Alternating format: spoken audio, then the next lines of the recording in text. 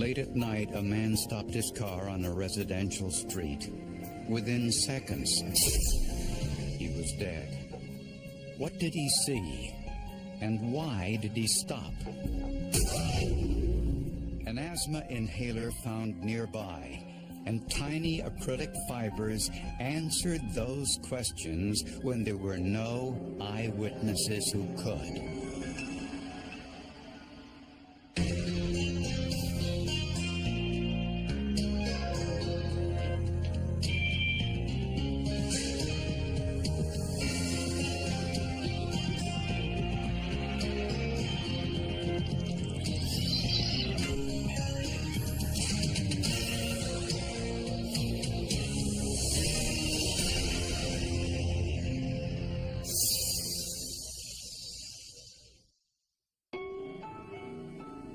Six gunshots fired in rapid succession shattered the early morning calm of Rockford, Illinois.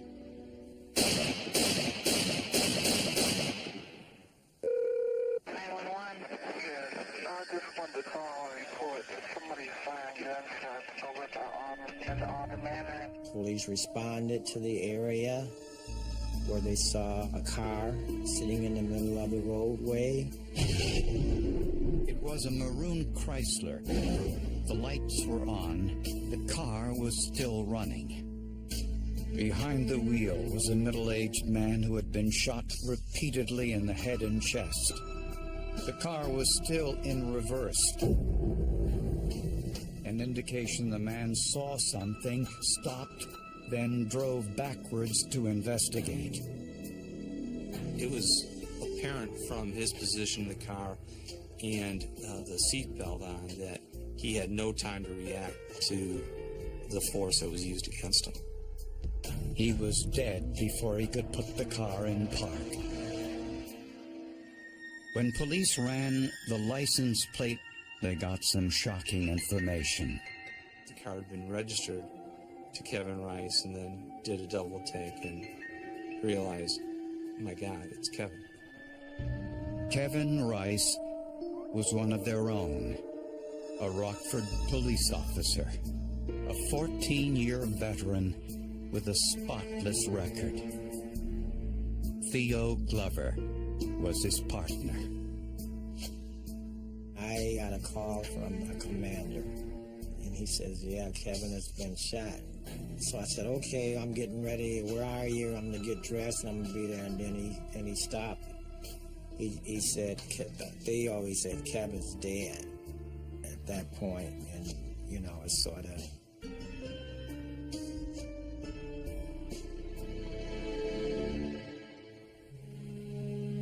The scene was strangely quiet.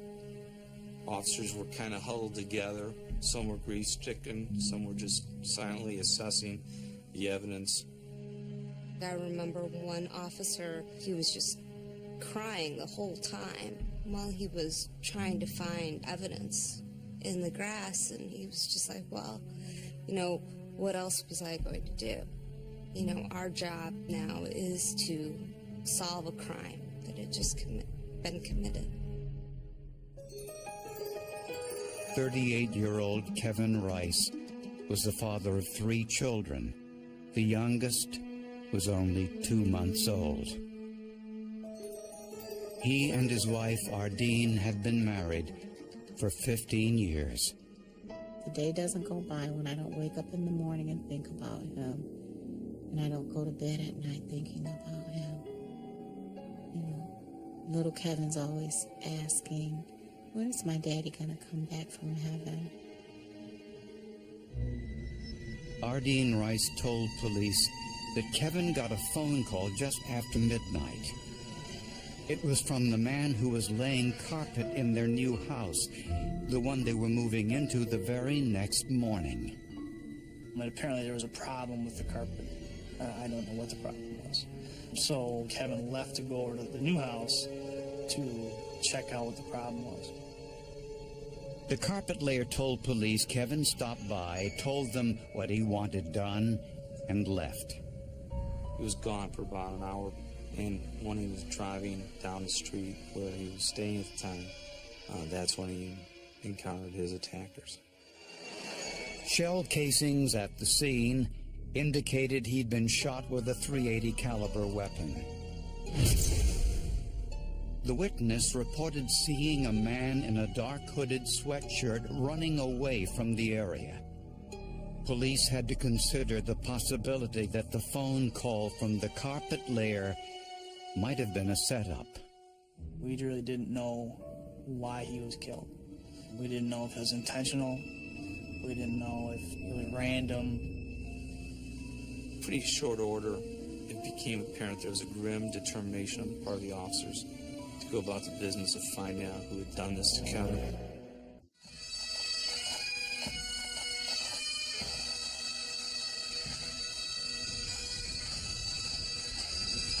Thousands of residents in Rockford, Illinois turned out for the funeral service of Detective Kevin Rice, the city's first slain police officer in 20 years. It was really something special to see. You know, the hundreds of police cars, thousands of people lying in the streets, and just, it was quite a tribute, but we also realized that why they were doing this tribute, because Kevin was shot and killed, you know, trying to protect this community. Kevin was a servant. He was a servant to God, to his family, to the department, to the city. It was just so unbelievable that so many people, you know, could come out for my husband and acknowledge what a good person he was.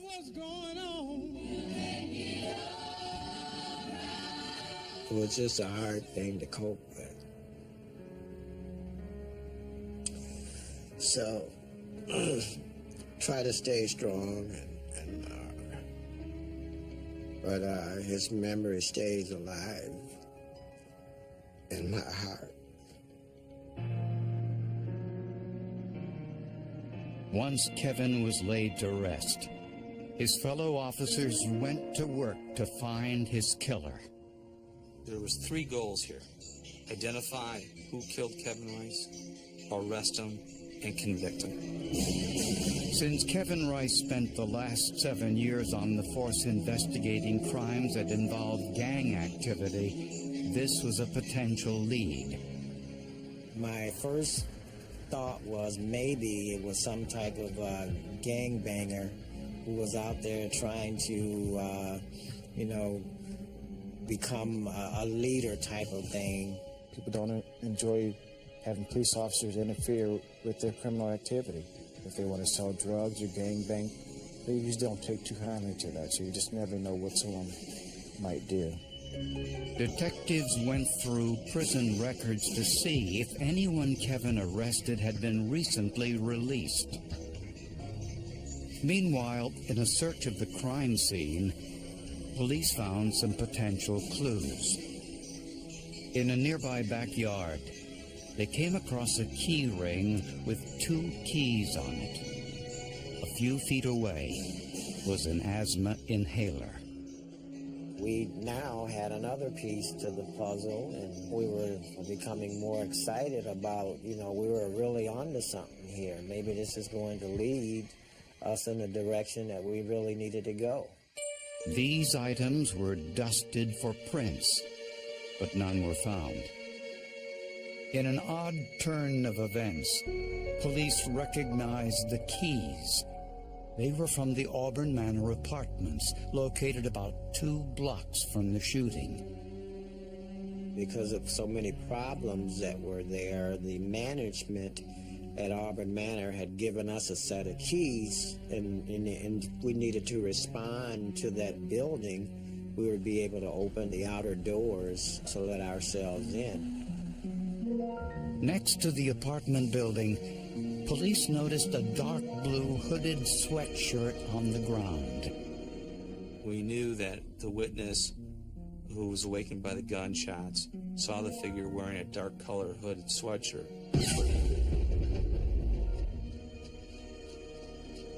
And this was abandoned fairly close. So certainly there was a good possibility that it might be involved. The sweatshirt was given to forensic analyst Mary Wong.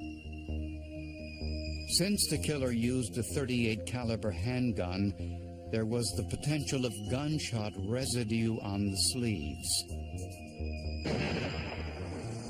When a weapon is discharged, a cloud of gases form, and then these particles are then deposited on any surface in the vicinity of the discharge.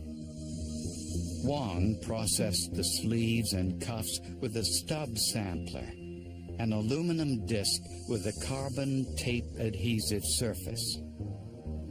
The sample was bombarded with electrons, and the X-rays revealed 3 chemical elements: lead, antimony, and barium. If those 3 elements are present, then that leads me to believe that that particle is actually a primer gunshot residue particle. This meant Kevin Rice's killer was wearing this sweatshirt. Was it possible that the killer lived in the Auburn Manor apartments? The decision was made by the supervisors to send those keys out with teams of detectives to see, or at least rule out, if those keys went to any of the apartment buildings. Investigators tried the keys in dozens of apartment doors, a tedious, time-consuming process with no success. The apartment complex, I think it's 4 or 5 buildings, or 6 buildings. There's a lot of apartments. That's why they set out with 4 sets of keys and teams of detectives. They were beginning to wonder whether this was a dead end, until they got to the bottom floor and finally got a hit. They were surprised, to the point they were saying, oh my God, this key works at this particular apartment here. The man inside the apartment was 46-year-old Calvin Powell, and he was well known to police. He's a colorful character. He's got several minor arrests. I believe there's some felonies for drugs or for property crimes. Powell insisted he had nothing to do with Rice's murder, but he could offer no alibi. He told investigators that 19-year-old William Buck sometimes slept in his apartment and said that Buck owned a weapon. What he told us was that in the past, Buck had assaulted him with a .380 caliber semi-automatic handgun. We knew that was the caliber or the size of weapon that was used to shoot and kill Kevin Rice. And there was another coincidence. The asthma inhaler found near the crime scene was traced by its lot number to William Buck's doctor. William Buck was a patient at this clinic and actually had been prescribed the precise type of inhaler that we found, an inhaler used for asthma.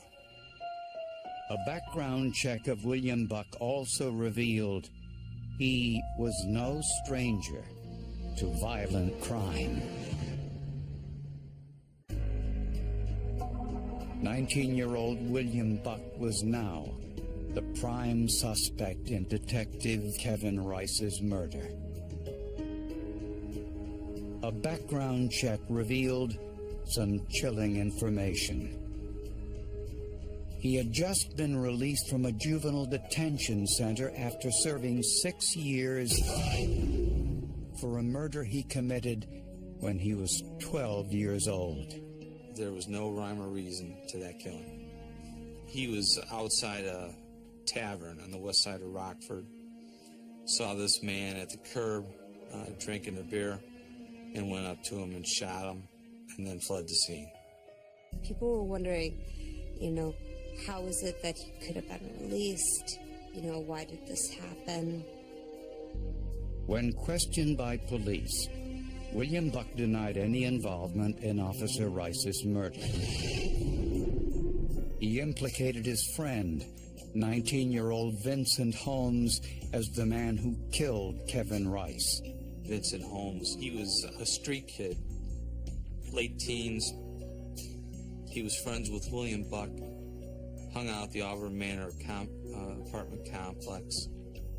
Really had a flat affect, borderline functioning intellectually, just a street kid with really no purpose in life. Not surprisingly, when Holmes was questioned, he pointed the finger at William Buck. This created a problem. Could forensics prove who pulled the trigger? Several residents at the Auburn Manor apartment saw William Buck and Vincent Holmes together on the night of the murder. They were outside the apartment drinking. The residents were able to identify the clothes each man was wearing. And with a search warrant, that clothing was retrieved from their respective apartments and sent to forensic analyst Mary Wong. She conducted the same test she used on the hooded sweatshirt. No gunshot residue was found on either man's clothing. So the hooded sweatshirt and the shirts from both men were sent to Skip Palahniuk, one of the country's premier experts in trace evidence analysis. In terms of physical evidence, microscopic evidence, this was the only evidence available. And so it assumed great importance in the case as the investigation proceeded. His job was to determine which man was wearing the sweatshirt. So whenever two objects come into contact, there's always a transfer of material. Anybody who's ever worn a new sweatshirt knows, especially if you take a dark sweatshirt and put on a white shirt, for example, that it sheds horribly. You get fibers all over the place. Under a microscope, Palahniuk discovered that the sweatshirt was made up entirely of acrylic fibers. Palahniuk could find no acrylic fibers on Vincent Holmes' shirt, but he did find some on William Buck's shirt. But were these fibers from the sweatshirt? Most clothing isn't dyed with just one color. Usually, it takes a combination of colored dyes to get just the right shade. To identify the chemical makeup of the blue fibers, Palahniuk placed them on a plate of silica gel and dipped them into a solvent. The solvent mixture travels its way up the plate. It starts to separate the dyes into individual components.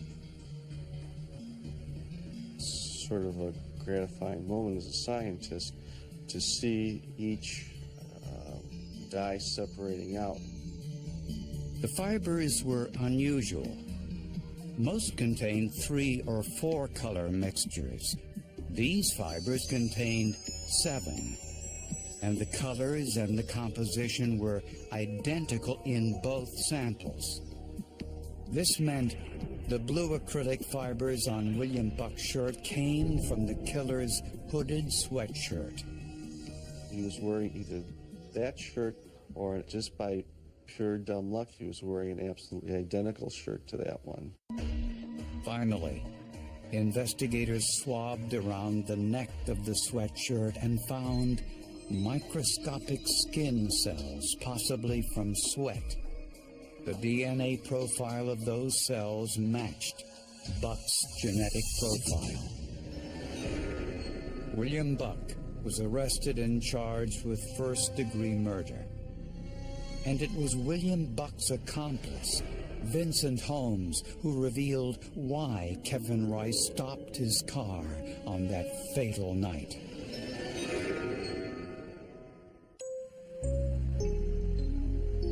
On the night he was murdered, Detective Kevin Rice was preparing to move into a beautiful new house, one he built largely by himself. This was really like his dream, something he wanted to do. he was really crafty and could do the carpentry things and just really well versed in that area. So he was really looking forward to, or did look forward to building it himself. The furniture was to be moved in the following morning. The carpet was being laid that night, and there was a problem. He got a call at home shortly after 1 o'clock in the morning from a friend of his who was finishing carpeting the house and informed that there was a problem with the measurements. And so he just threw on some casual clothes, jumped in his car, and went to see what the problem was. Kevin went to his new house, helped fix the problem, then headed home. According to Vincent Holmes, he and William Buck were breaking into a car when Kevin Rice saw them. Even though Rice was unarmed, he confronted them.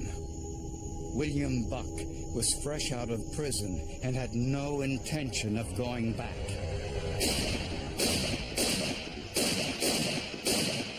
Buck fired 6 shots. 5 hit Kevin Rice. Gunshot residue contaminated Buck's sweatshirt. As he ran from the scene, Buck dropped his keys and his asthma inhaler, then discarded his sweatshirt. But the unusual acrylic fibers from the sweatshirt still clung to Buck's shirt. The gunshot residue on the sweatshirt, the DNA from the sweat, the fiber transfer onto his shirt were clear proof William Buck fired the gun. That was a blessing from God, that he was running and he happened to drop something out of his pocket that he didn't realize he dropped. We felt very strongly about the evidence, just how they were able to tie everything together. Just something simple as a hair fiber, or a drop of sweat on a tag on a sweatshirt, and being able to extract DNA evidence from that. I think it was a very important part of the entire case, obviously. William Buck was convicted of killing a police officer and sentenced to 68 years in prison. In this day and age of TV shows like CSI, jurors have come to expect forensic evidence. This would have satisfied any one juror who sought that or required that before they could reach a guilty verdict. No charges were filed against his accomplice, Vincent Holmes, who testified for the prosecution. Vincent Holmes entered into a cooperation agreement that required him to tell the full and complete truth, and he did that, and he was not charged in connection with Kevin's death. When we put this uniform on, we're putting this uniform on to protect them and protect their children. So from that aspect, the community came together and they appreciated the Rockford Police Department. And it was brought together by the death of my friend Kevin Rice. In a case with no eyewitnesses, tiny acrylic fibers and an asthma inhaler told investigators all they needed to know. There was so much evidence that they found on that sweatshirt. You kind of marvel at like how everything just kind of was able to be put back together. We're not in the business of taking sides in a case unless the only side we're on is the side of truth. Kevin would have been very proud, and he just would have been very proud at the way everybody rallied together to get his family justice.